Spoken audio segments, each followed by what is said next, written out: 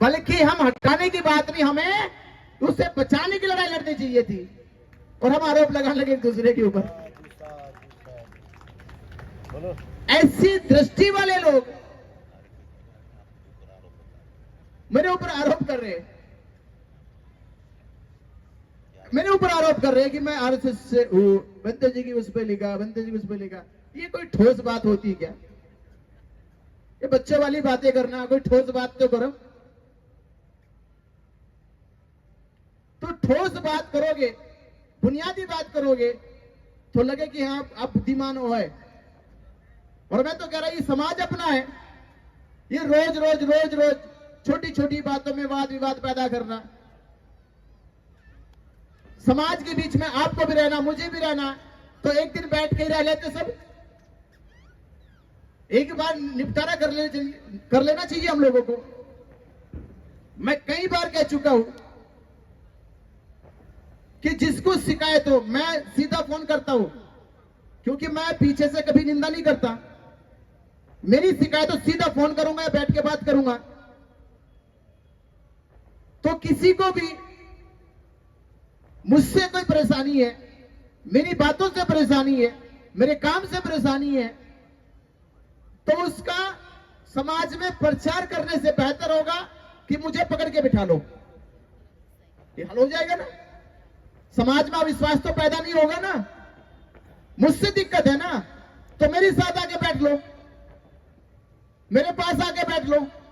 भिक्खु संघ बेटा जिजिनादेश करेगा कि विनाचारी तुम्हें यहां आना है, तुमसे कुछ सवाल करने, मैं उस दिन नंगे पैर चला जाऊंगा, करो सवाल। समाज जिस दिन कहेगा उस दिन जाके खड़ा हो जाऊंगा, करो सवाल। क्योंकि मैं उतनी हिम्मत रखता हूं। तो पूछने वाला भी तो हिम्मत रखे मुझसे, यानी पूछने वाला घबराता पहले।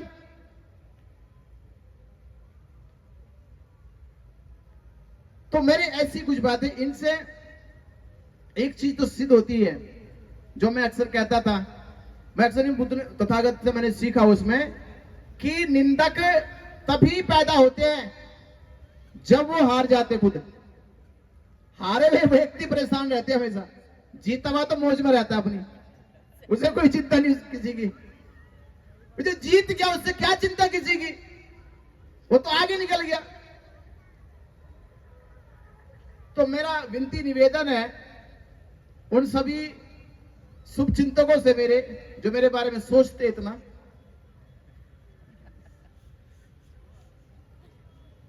कितना मत सोचे, इतना ना सोचे। तो आपको ये छोटी सी बात है, मैंने कही नहीं कभी, आज कही आपके सामने। और देखो हम लोग एक चीज अभी कह देता ही, हमने थोड़ा नर्वस हो रहे। देखिए बुद्ध कहते हैं हमारा काम प्रयास है। बुद्ध के जीवन में देखो, एक दिन था सिद्धार्थ गौतम जिस दिन सब कुछ था, और एक दिन ऐसा है कि कुछ भी नहीं था। एक दिन बीच में और आया जिस दिन जब तक सिद्धार्थ गौतम परिवार में रहे 29 साल, तो भी बुद्ध नहीं बने, नहीं बने ना। वो उसके बाद आश्रमों पे रहे, अपने गुरु भाइयों के साथ रहे, तो भी बुद्ध नहीं बने। और जिस दिन बुद्ध बने उस दिन कोई उनके साथ नहीं था, अकेले रह गए थे। जिस दिन अकेले रह गए उस दिन वो बुद्ध बन गए, और जब तक सब चलते रहे तब तक बुद्ध नहीं बने। और जिस दिन अकेले बुद्ध बने तो हजारों लाखों को बुद्ध का रास्ता दिखा के चले गए। तो इसकी चिंता नहीं करनी चाहिए। एक बार तथागत बुद्ध अपनी देशना दे रहे थे, तो ब्राह्मणों ने बड़ा बुद्ध का घोर विरोध किया, इतना घोर विरोध किया, इतना घोर विरोध किया कि पूछो मत कि गांव के लोग ही नहीं आए। पर एक गरीब जाके बैठ ही गया, और गरीब जाके बैठ कर बुद्ध ने अपनी देशना दी, और देशना में कहा कि मनुष्य का व्यक्तित्व इतना भारी होता है, मनुष्य का व्यक्तित्व इतना भारी होता है कि जमीन भी उसका भार नहीं उठा पाती। ये बात उस व्यक्ति के दिमाग में बैठ गई। तो व्यक्ति जिसने सुना वो बैठा रहा जमीन पे ही, और बैठे बैठे समाधि में इतना लीन हो गया कि वो बैठे बैठे अरहंत हो गया, वो वहां से उठा ही नहीं। फिर तो वह उसने वही अपने प्राण छोड़ दिए। तो लोगों को, जो ब्राह्मणों ने वहां प्रचार किया था, उन्होंने कहा भी ये मर गया, अब इसको उठा के दफना दो या जला दो जाके। तो उसको जला दिया गया। उसके बाद ब्राह्मणों ने कहा कि जो जमीन है ये अशुद्ध जमीन हो गई, इस जमीन का शुद्धिकरण किया जाए, और जहां जहां पे इसके शरीर का हिस्सा इससे जुड़ा हुआ था या लगा हुआ था, इस मिट्टी को यहां से उठा के जल में प्रवाहित कर दे। तो लोगों ने वो मिट्टी उठाई, और जैसे मिट्टी उठाई तो कहानी में लगा कि वहां से सोना निकल आया। जहां से मिट्टी खोदी वहां से सोना निकल आया। जो सोना निकल आया तो किसी ने कहा कि भाई देखो, बुद्ध की बात जो सुन लेता है ना, वहां भी सोना उग जाता है। तो अगली बार जब बुद्ध गए तो हर आदमी ये आकांक्षा लेके बैठा कि जहां बैठूंगा वहां सोना उग जाए। तो ऐसी ऐसी ऐसी भी घटना कभी घट जाती है। तो सोना उगता नहीं, पर इत्तेफाक ऐसा हो गया तो लोगों को लगा कि बुद्ध की बात तो बहुत बड़ी बात है। अरे एक ने सुनी वही सोने की बौछार आएगी, सोने की खदान सुन निकल गई वहां। तो ऐसा ऐसा मूल्य बातों का बहुत बहुमूल्य लोगों को लाभ मिलता है। ये आपने सुना कि बुद्ध का होना दुर्लभ है, बुद्ध को सुनना दुर्लभ है, बुद्ध के श्रावक संघ के साथ विचरण करना दुर्लभ है। तो दुर्लभ चीजें दुर्लभ प्राणियों को मिलती है, ऐसे वो दुकान का प्रसाद नहीं सबको मिल जाए। आपने तारीख बताई दी, कौन सी तारीख को जाना दिल्ली? कौन सी? 12 फरवरी को दिल्ली जाना है। और ये लड़ाई देखो, एकता की लड़ाई है, एकजुटता की लड़ाई है। संपूर्ण भारत में लोग प्रचार प्रसार कर रहे हैं, सभी लोगों से जोड़ने का प्रयास किया जा रहा है, धार्मिक लोग, सामाजिक लोग, राजनीतिक लोग। क्योंकि ये मेरा जेल से निकलने के बाद विचार आया कि इस लड़ाई में केवल एकजुटता ही इस लड़ाई को जीत सकती है। क्योंकि एक सेंटेंस मैंने लिखा कि लोकतंत्र में राजनेता लोग फैसले सही और गलत के आधार पर नहीं लेते। लोकतंत्र में राजनेता लोग फैसले सही और गलत के आधार पर नहीं लेते, बल्कि संख्या किसकी ज्यादा है इस आधार पर लेते हैं। किस आधार पर लेते?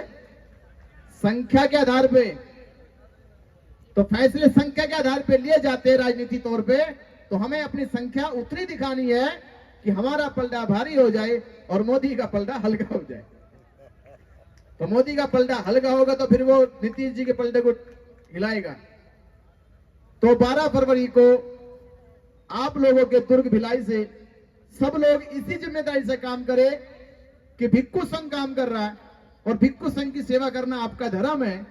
तो भिक्खु संघ के मान और सम्मान में, महाबोधि महाविहार के मान और सम्मान में कोई कमी ना रह जाए, इसलिए यह आंदोलन हमारे इस जीवन का सबसे ऐतिहासिक आंदोलन होगा। यही अवसर होगा कि आप अपने जीवन को महान और इस जीवन में इतिहास की लाइनें लिख के जा सके, कि आपके जाने के बाद आपकी पीढ़ी कह सके कि मेरा जन्म उस परिवार खानदान में हुआ जिन्होंने महाबोधि महाविहार मुक्त करा के इस समाज को दिया है। तो आप अपनी पीढ़ी के लिए ये करके जाए। तो 12 फरवरी को दिल्ली जरूर आए।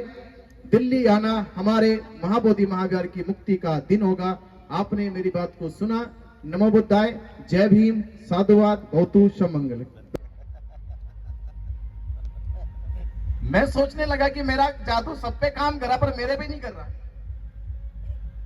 तो मुझे लगा कि ये लोगों का फिर भ्रम है, लोग मेरे बहकावे में आ रहे हैं। तो अगर असली जादू होता तो मेरे पे भी काम करता। तो उस बीमारी की वजह से मेरे एग्जाम छूट गए, क्योंकि बुखार 104 से नीचे नहीं जा रहा था, शरीर बहुत बुरी तरह से हो चुका था, और जो उसकी जो दाने दाने होते, मोटे मोटे दाने पूरे शरीर पे मेरे हुए। तो मुझे इतना क्रोध आया कि मैं सोते सोते भी ईश्वर को गाली देता था। ईश्वर से मेरी इतनी लगन थी, भाई भगवान है, ईश्वर है, मेरे मन से निकल जाए अब वो। मुझसे जितना बुरा भला हो सकता था वो सब करता था। और जब मैं ठीक हो गया था, ठीक होने के बाद मैंने अपने घर से, अपनी किताबों की अलमारी से तंत्र विद्या की जितनी किताब थी, धार्मिक जितनी किताबें थी, जितनी देवी देवताओं की मूर्ति थी, और हमारे यहां सीमेंट की भी मूर्ति बनी हुई थी, मैंने छीन या तोड़े से उनको भी तोड़ तोड़ के घर से बाहर निकाल दिया। तो 2008 में ही 2008 में मैंने अपने घर से पूरी तरह से और अपने मन से, ये उस समय की बात है जिस समय मैंने बाबा साहब अम्बेडकर जी के बारे में एक अक्षर नहीं सुना, क्योंकि हम जिस जिले से आते हैं वहां, जैसे आपका ये छत्तीसगढ़ है, यहाँ सतनामी लोग हैं, है ना, सतनामी में प्रभावित है। ऐसे हमारी जो बेल्ट है वहां रविदास जी का प्रभाव ज्यादा है, यानी सारी कम्युनिटी जो है रविदास जी को मानती है। तो उसी दौर में मैंने इस पाखंड से, इस धर्म की मान्यताओं से मुक्ति पाली। 2018 8 गुजरा, 9 गुजरा, 10 गुजरा और 11 में, यानी अब करीब 3 साल के बाद 14 अक्टूबर 2011 में मुझे पहला प्रोग्राम सुनने का मौका मिला। और उस प्रोग्राम में मैं इसलिए पहुंच गया क्योंकि वहां पे हमारे यहां 3 तस्वीरें लगाते हो, कंपलसरी है, भगवान बुद्ध की, बाबा साहब अम्बेडकर जी की और गुरु रविदास जी की। तो मेरी नजर गुरु रविदास जी की प्रतिमा पे गई, तो मुझे लगा कि प्रोग्राम हमारा है तो बैठकर सुनते हैं थोड़ी देर।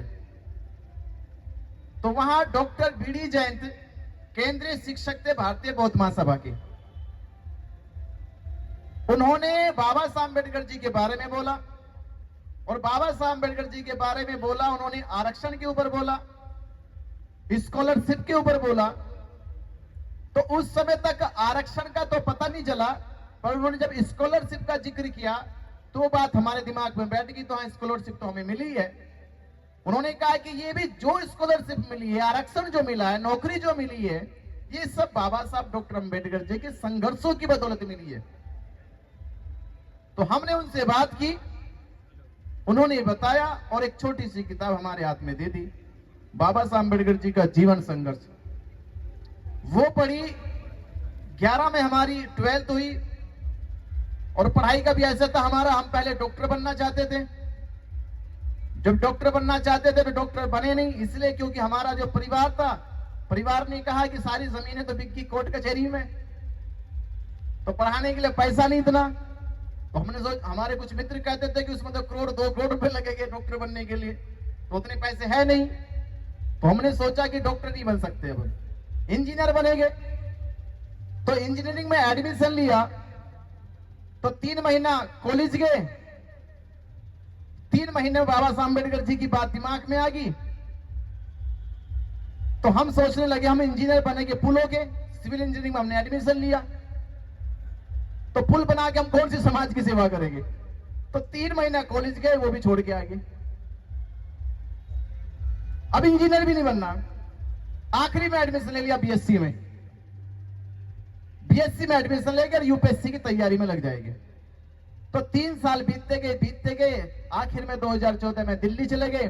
और दिल्ली चले गए तो वहां हमने एक किताब और पढ़ी, अब बाबा साहब अम्बेडकर मिशन के सच्चे प्रहरी मान्यवर कांसीराम। और उस किताब में जिक्र हुआ बहन कुमारी मायावती का, कि बहन कुमारी मायावती ने सन 1978 में साहब कांसीराम की बात मान के कि अगर तुम डीएम भी बन जाओगी तो भी तुम अपने मन से अपने समाज का भला नहीं कर सकती, मंत्री मुख्यमंत्री जैसा कहेगा वैसा करना पड़ेगा। तो बहन जी ने यह बात साहब कांसीराम की मानी, और उन्होंने वो ख्वाब, वो सपना छोड़ दिया और कांसीराम साहब की मूवमेंट में चलने लगी। तो हमारे दिमाग में यह बात फिर घुस गई कि जो फैसला बहन कुमारी मायावती ने 1978 में ले लिया और छोड़ दिया कि यूपीएससी में नहीं जाना, और उसकी तैयारी में हम 2014 में लग रहे, तो इसका मतलब बहन जी हमसे बहुत आगे, अभी तो हम पीछे पीछे चल रहे। तो हमारी लाइन वो भी बदल गई, फिर अब ये भी नहीं करेंगे। और सीधा उसी समय मई का महीना था, हमें मैसेज आया कि भारतीय बौद्ध महासभा का 10 दिवसीय श्रावणी शिविर लग रहा है। और जिन्होंने मुझे भेजा वो मेरे खास थे, उन्होंने कहा आपको इसमें रहना अनिवार्य है, क्योंकि भारतीय बौद्ध महासभा की हमारी जिला कमेटी मुझसे बहुत लगाव करने लगी थी। उन्होंने कहा आपको रहना जरूरी है। और मैं आपको एक हकीकत बताऊं, मैं चला गया, 42 बच्चे उसमें शामिल बने, 42 में से 22 भाग गए दीवारें कूद कूद के, तो रह गए 20-22 बच्चे रह गए। 20-22 बच्चों में जिस दिन हमारे यहाँ मुंडन हो रहा था, मुझसे लगाओ बता रहा, मुझसे मानते भी थे मेरी बात, जिस दिन मुंडन हो रहा था तो मैं अपने बालों से बहुत प्रेम करता था, बोले पूरे बाल नहीं कटवा सकता, तो मैंने अपने अध्यक्ष से कहा, इलमचंद बहुत जी अध्यक्ष थे वहां के, मैंने कहा मैं बाल नहीं कटा सकता पूरे। उन्होंने कहा बाल तो कटाने पड़ेंगे। मैंने कुछ ऐसा करो कि बीच का रास्ता निकल जाए। तो इकलौता था कि उन्होंने कहा कि ठीक है, तो तुम्हारे उसमें सर पे 2 नंबर की 2 नंबर की मशीन लगवा देते, मतलब ब्लेड मत लगवाओ, 2 नंबर की मशीन लगवा लो।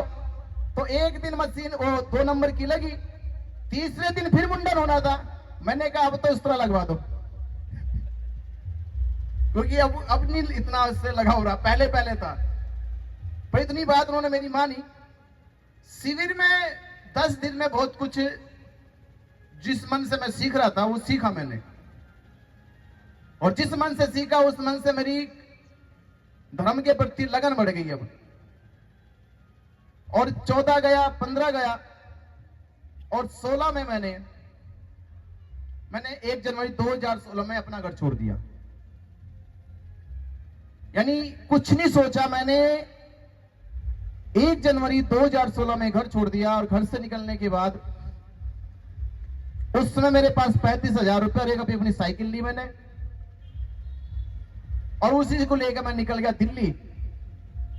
दिल्ली में रहा कुछ दिन, और दिल्ली में रहने के बाद फरवरी के महीने में मैं उत्तर प्रदेश के पश्चिम से था, और मैं एकदम यूपी के अपोजिट साइड आ गया, अपोजिट यानी 700-800 किलोमीटर दूर।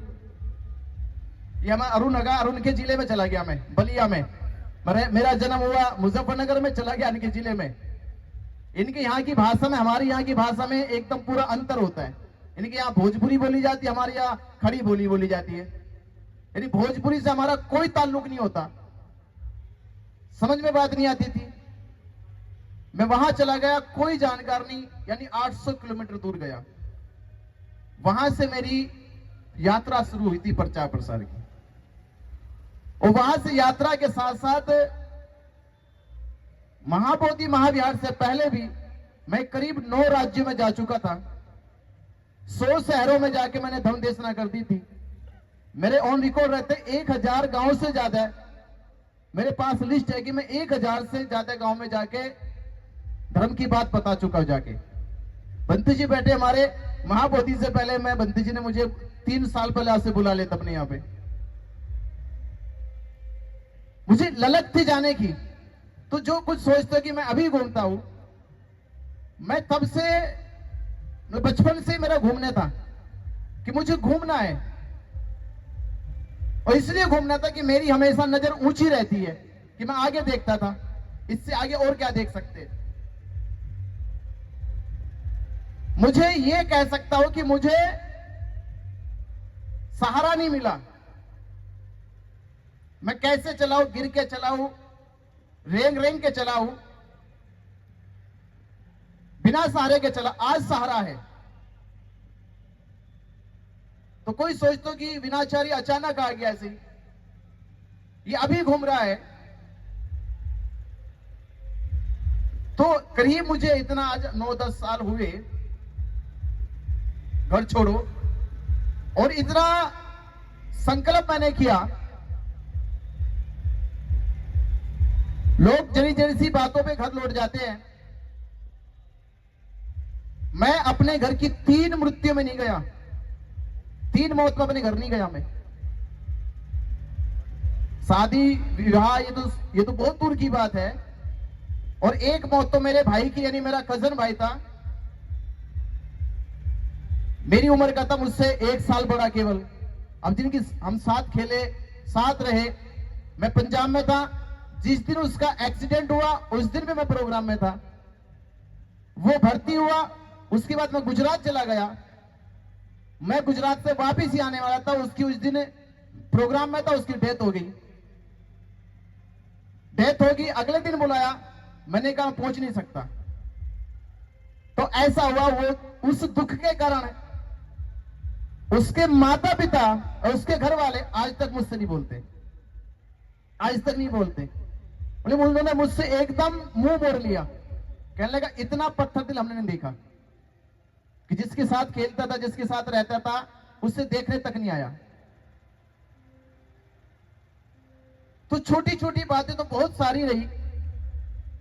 तो मैं ये कहता हूं कि किसी का विरोध करो और किसी के साथ चलो। एक कहावत है कि दोस्ती करो तो जान के भाई, और दुश्मनी करी भी तो जान के करनी चाहिए ना। विरोध करो उसकी भी तो जानकारी लो पूरी, कम से कम इतनी जानकारी तो हो कि आप उसके सामने आंखों में आंखें डाल के बात कर सको। इतनी जानकारी तो होनी चाहिए। विरोध का मतलब क्या होता है? विरोध का मतलब होता है सामने आ जाए। नहीं तो आप सोचिए, आप बुद्धिमान लोग बैठे, जो लोग ये मोबाइल चलाते हैं, मैं उनके लिए एक संदेश दे रहा हूं। ये मोबाइल मुझे चलाना आता है, मानते हो बात? आप मानते हो ना? मैं इसमें मैसेज टाइप कर सकता हूं, ये मानते हो? मैं इसमें हिंदी में भी लिख सकता हूं, इंग्लिश में भी लिख सकता हूं, ये तो मानते हो? और किसी के भी खिलाफ लिख सकता हूं, कोई रोक देगा मुझे? रोक देगा मुझे? और जो लिखने वाले उनका 1000 2000 जाएगा, मेरा 1 लाख में चला जाएगा एक दिन भाई। पर ये मैं ऑन रिकॉर्ड कह रहा हूं, मैं अपना इस धर्म का काम करना बंद कर दूंगा पूरे मोबाइल में अगर मैं किसी की व्यक्तिगत निंदा करता पा जाऊं। ये रिकॉर्ड है मेरा। और मेरे साथ जुड़े हुए लोग, एक बार मीटिंग हुई 2 साल पहले मेरे नेटिव प्लेस में, मतलब डिस्ट्रिक्ट में। तो वहां बहुत कुछ लोग ऐसे थे, वहां भी 2-3 विरोधी थे। तो वहां एक व्यक्ति ने कहा कि विनाचार्य के ऊपर कितने भी आरोप लगा दो तुम, पर उस व्यक्ति की एक खास बात है कि उसने आज तक किसी व्यक्ति को अपना दुश्मन नहीं माना। किसी को नहीं मानता दुश्मन वो। तो मैं ये कह रहा हूं ऐसे लोगों से कि भाई जो लिखते हो ना, वो लिखना मुझे भी आता है, वो लिखना मुझे भी आता है, वो मैसेज फॉरवर्ड करना मुझे भी आता है, पर मैं इतना गिरा हुआ नहीं हूं कि दुश्मनी अपनों से कर लूं। ये चीज सीखनी चाहिए, अपनों से कर लूं मैं। कभी अगर आप मेरे जो भी जाओ, कभी मेरे गांव के इसमें जाना, मैं अपने परिवार से 3 महीने का बहिष्कार दूं। 3 महीने मुझे बहिष्कार करते मेरे घर वालों ने, क्योंकि मैं सबसे कम उम्र का 21 साल की उम्र में ही मैं अपने गांव का पंचायत अध्यक्ष बन गया था, यानी फैसले सुनाने वाला। हमारे यहाँ पंचायत ज्यादा होती है, और मैंने एक पंचायत में अपने घर परिवार के खिलाफ ही सुना दिया, घर के परिवार के खिलाफ ही सुना दिया। तो एक डायलॉग है जिससे ज्यादा बात बिगड़ गई थी। तो मेरे पिताजी ने मुझसे ये कहा कि तुम जिनके बल पे कूद रहे हो ना, जिनके बल पे, मैं दूसरा, मेरे समाज में छोटे छोटे ग्रुप थे, मैं उनके साथ लगा हुआ था। मेरा खानदान जो था वो मेजोरिटी का खानदान था, बड़ा था, दूसरों के साथ लगा हुआ था। मेरे पिताजी कह रहे जिनके बल पे तुम कूद रहे हो, जिस दिन हम खड़े हो जाएंगे वो तुम्हारा साथ देने वाले नहीं है, और तुम हमारे खिलाफ बोल रहे हो,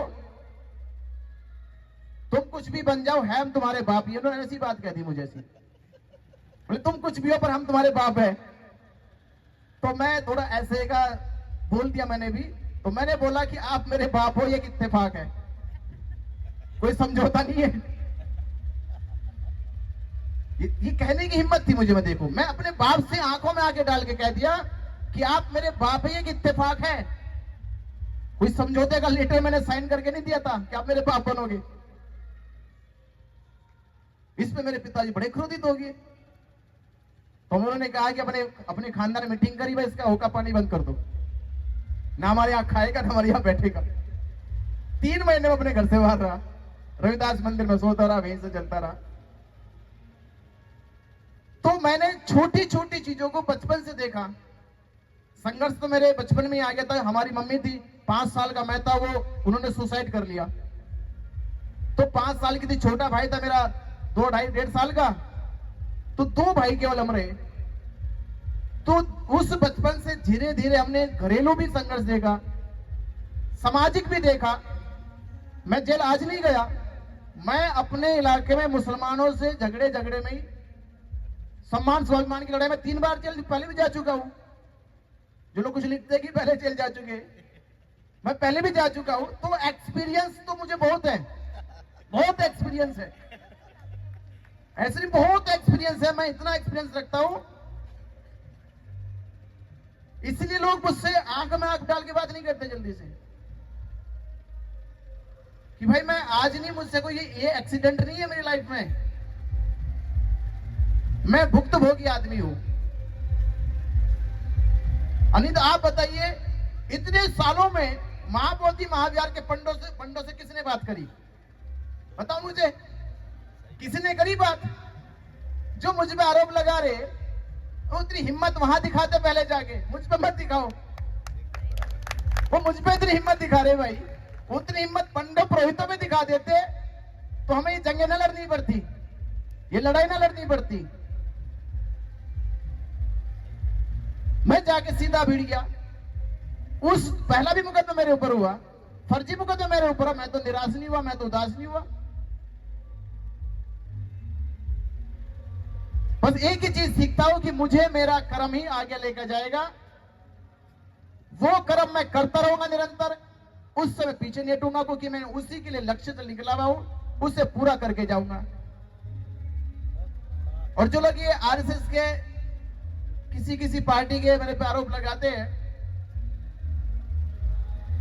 तो मैं एक और दावा कर रहा हूं, ये रिकॉर्ड रखा करो, आप लिख लेना, पूछ लेना।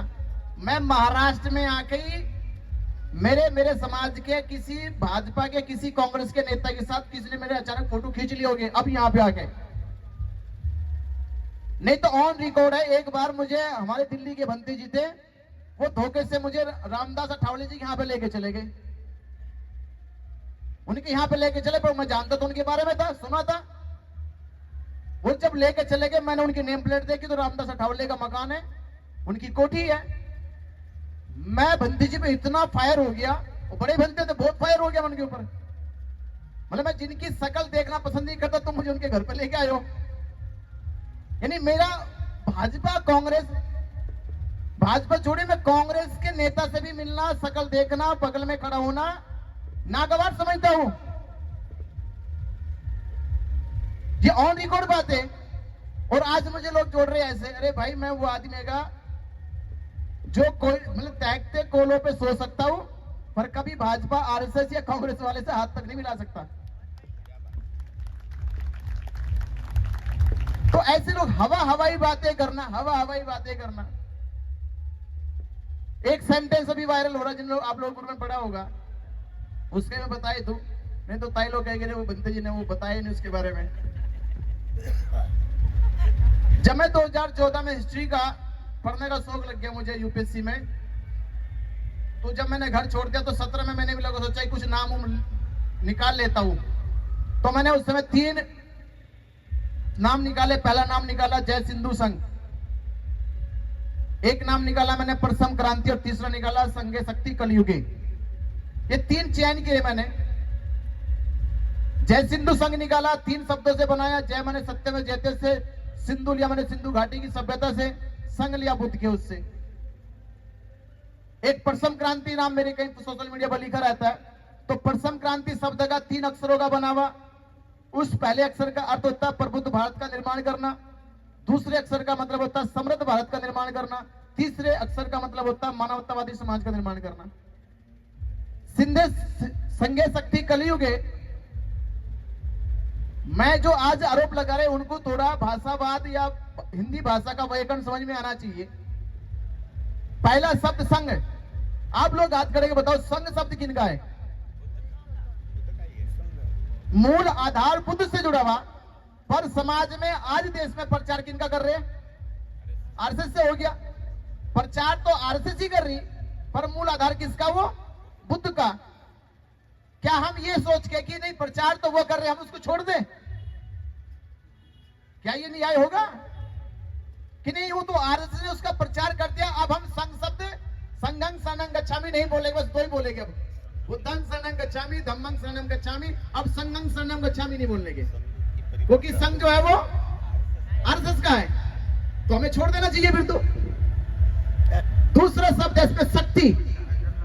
शक्ति का मतलब यानी जहां संघ होगा वहां शक्ति का निर्माण हो जाएगा, और जहां शक्ति होगी वहां सर्जन होगा, वहां कोई ना कोई चीज निर्माण हो जाएगी। कलयुग दो शब्दों का एक युग का, यानी एक शब्द का अगर इसका हम विच्छेद करें तो कल प्लस युग। कल का मतलब क्या होता है? भविष्य। कल का मतलब क्या होता है? कल माने भविष्य, परिवर्तन, क्रियाशील। युग माने समय, यानी वो दौर जहां संघ की शक्ति स्थापित होती है उसे क्या कहते हैं? संघे शक्ति कलयुग। निष्कर्ष इसका यह है कि जहां कोई ईश्वर नहीं, जहां कोई चमत्कार नहीं, जहां कोई ढोंग नहीं, जहां कोई पाखंड नहीं, जहां कोई अंधविश्वास नहीं, जहां संघ की शक्ति स्थापित होती है उसे संघे शक्ति कलयुग कहते हैं। इस सिंपल सा अर्थ है इसका। इसको और समझिए, ब्राह्मणों ने 4 युग बनाई है, सतयुग बनाया, द्वापर बनाया, त्रेता बनाया, फिर कलयुग बनाया। वो 3 स्वीकार करते कि सतयुग ईश्वर का युग है, द्वापर ईश्वर का युग है, त्रेता ईश्वर का युग है, पर कलयुग ईश्वर का युग है। वो स्वीकार करते कि नहीं है, क्योंकि कलयुग बुद्ध के जमाने के बाद कलयुग शुरू हो गया, वो ये मानते हैं। उन्होंने कथा ही नहीं की इसके ऊपर कि जब ईश्वर सत्ता समाप्त हो गई थी, जब विज्ञान पैदा हो गया, जब तर्क पैदा हो गया, जब लोगों ने सोचना शुरू कर दिया, जब बुद्ध का अंतिम उपदेश अत्यदीपो भव कि मनुष्य ही स्वयं का मालिक है, ईश्वर उसका मालिक नहीं है, उस दिन कहने लगे कि द्वापर भी गया, त्रेता भी गया, सतयुग भी गया और कलयुग आ गया। कलयुग मतलब परिवर्तन का युग, यानी बदलाव का युग शुरू हो गया है। अब ईश्वर के इशारे पे दुनिया नहीं चलेगी, अब मनुष्य के बनाए गए विज्ञान पे दुनिया चलेगी। तो भाषा के विज्ञान को समझना चाहिए, भाषा के व्याकरण को समझना चाहिए। तो ये मैंने इस रिसर्च के आधार पर लिखा, और जिस समय मैंने लिखा 2017 में, उसमें मुझे आरएसएस का पता तक नहीं था कि ये वो भी इसे अपने यहाँ पे लिखता ही हो। अब मुझे करीब 2022 में पहली बार मिला, पता चला जब मैं पंजाब में था। उससे पहले भी नहीं पता था। आरएसएस का पता था, पर उसके यहाँ स्लोगन लिखा जाता है। ये पहली बार पंजाब में था। मैं पंजाब के एक व्यक्ति ने कहा कि बंते जी आप जो ये लिखते हो ना, ये आरएसएस के बैनर पे भी लिखा देखा हमने। मैंने कहा लिखा देखा होगा। तो इस बात पे मेरा पंजाब में भी हुआ। तो पंजाब के कुछ लोगों ने, वहां के जो वैसे माइंड के लोग थे, उन्होंने ग्रुप बनाया। उन्होंने भी कहा कि बंदे जी तो भाई आरएसएस का स्लोगन प्रयोग करते। तो उनसे मेरी कुछ बातें ऐसी भिड़ती चली गई। मैंने कहा तो भैया तुम जब बुद्धि का प्रयोग नहीं कर सकते तो रहने दो, क्योंकि मेरा एक आधार है, क्योंकि मैं अपने शास्त्र को मान के चलता हूं। सिद्धार्थ गौतम बुद्ध नहीं बने थे। उन्होंने पूरे शाक्य संघ का, अपने परिवार का, अपने पिता का साथ नहीं दिया था इस बात पे कि उन्होंने रोहिणी नदी के नाम पे युद्ध करने की प्रस्ताव रखा। सिद्धार्थ ने कहा नहीं, पूरा शाक्य संघ कहे, पूरा परिवार मेरा कहे, पूरे कुल के लोग कहे, पर यह बात गलत है कि पानी के ऊपर हिंसा होनी चाहिए, पानी के नाम पे युद्ध होने चाहिए, बिल्कुल नहीं होने चाहिए। और दूसरा, सिद्धार्थ गौतम ने आखिर में भी अपने 5 गुरु भाइयों को इस आधार पे छोड़ दिया कि जो बात अब मुझे समझ में नहीं आ रही, और ये ज्ञान पैदा हो गया कि शरीर को कष्ट देकर कोई भी बुद्धत्व की प्राप्ति नहीं कर सकता, ये चिंतन मुझे पैदा हो गया। तो अब इस रास्ते पे मूर्खतापूर्ण नहीं चल सकता, मुझे होश है। तो इस बात को मैं भी कहता हूं, या तो बात समझा दो, बिना समझाए भावुक होकर कह दो कि ये तो ऐसा वो तो वैसा, तो ये आपकी मूर्खता होगी। कुछ तर्क समझिएगा। सनातन शब्द किनका है? सनातन शब्द प्रचार कौन कर रहे? प्रचार तो वही कर रही ना। और शब्द किनका है? धम्मोजी माथेरा, जिनका आशीर्वाद आपके छत्तीसगढ़ में 7 दिन से लगातार वो आपके छत्तीसगढ़ में है। और सबसे बड़ी बात भंते जी की ये है कि वो पिछले आंदोलन में भी लगातार भंते सुरेश सही जी के साथ रहे, और इस बार भी इस आंदोलन में जब उनको पता चला तो तब से वो साथ है। और उन्होंने तो यहाँ तक कह दिया कि अब मैं ये लड़ाई तब तक लड़ता रहूंगा जब तक महाबोधि महाविहार मुक्त ना हो जाए। अभी पंत जी कह रहे कि बहुत सारी चर्चाएं होती है समाज में, अच्छी भी होती है बुरी भी होती है, और किसी भी चर्चा का, चाहे वो अच्छी हो या बुरी हो, ऐतराज कभी नहीं करना चाहिए। अच्छी हो रही है उसका भी कोई कारण होगा और बुरी हो रही उसका भी कोई कारण होगा। बिना कारण के तो कहते कि पत्ता भी नहीं लेगा, कुछ तो कारण होगा। तो हमारा काम इतना होना चाहिए कि अगर अच्छी बात हो रही है तो क्यों हो रही है, और बुरी बात हो रही तो क्यों हो रही है।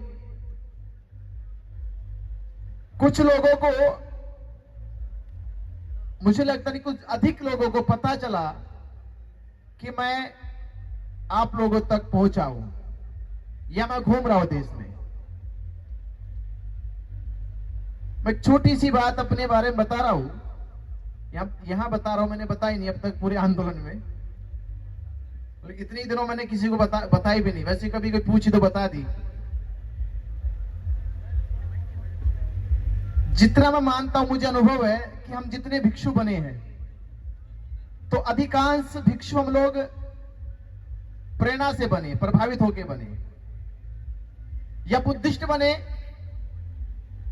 जिन्होंने हिंदू धर्म छोड़ा है। तो हिंदू धर्म छोड़ा तो कहीं ना कहीं या तो वो बाई बर्थ बुद्धिस्ट होगे, या समाज सोसाइटी में उन्होंने बौद्ध धर्म की, बाबा साहब अम्बेडकर जी की बात सुनी होगी, तब होगी। पर मेरे जीवन में ये उल्टा है थोड़ा सा। मैं बुद्धिस्ट बना बाद में हूं, क्योंकि मैंने हिंदू धर्म बुद्धिस्ट होने से पहले, बाबा साहब अम्बेडकर जी को सुनने से पहले छोड़ दिया था। और वो बस एक बीमारी थी जिसका नाम था चेचक। चेचक जानते हो, चिकन पॉक्स। हाई स्कूल में मैं था, और जब मैं हाई स्कूल में था मैं ओझा था एक तरफ का, मैं पंडित, वो तो पूजा पाठ करने वाला। पूजा पाठ नहीं, यानी बीमारों को ठीक करने वाला, यानी बीमारी को ठीक कर देना। मतलब मैंने कुछ तंत्र विद्या सीख रखी थी।